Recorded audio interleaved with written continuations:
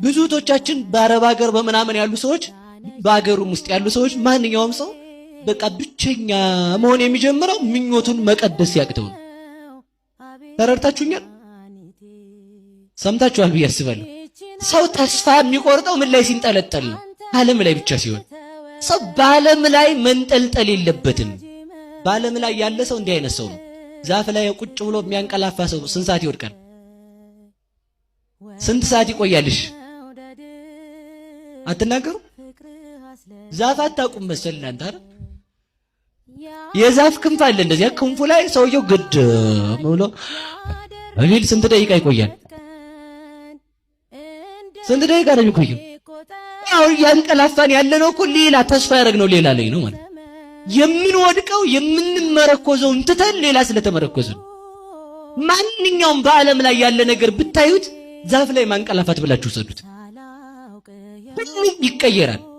ማግኘት በድህነት፣ ስልጣን በመሻር፣ መክበር በመዋረድ፣ ጤንነት በበሽታ፣ ብርታት በድካም፣ ዘመድ በጦርነት፣ እናት በሞት፣ አባት በሞት፣ ንጉሥ በሽረት፣ ሀብት በድህነት፣ መልክ በመፍረስ፣ ሰላም በማጣት ይደፈርሳል።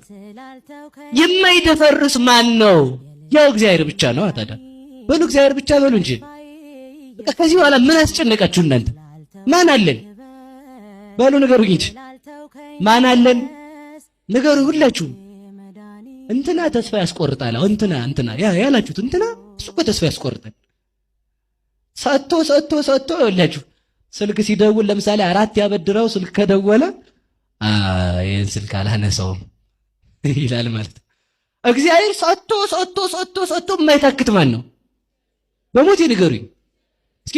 ራሳችሁን አስቡት እስኪ፣ በደንብ አስቡት።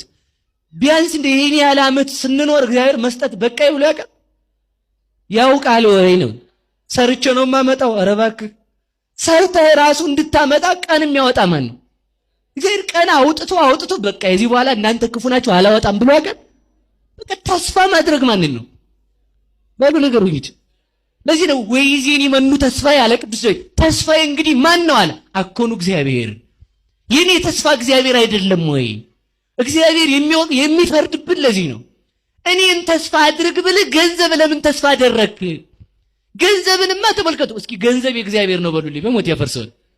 ገንዘባችሁ ማን ነው? ተስፋችሁስ ማን ነው? ገንዘብማ ተስፋ ብታደርገው ሌባ ይወስደዋል። እግዚአብሔርን ማን ይወስድባል? ማንም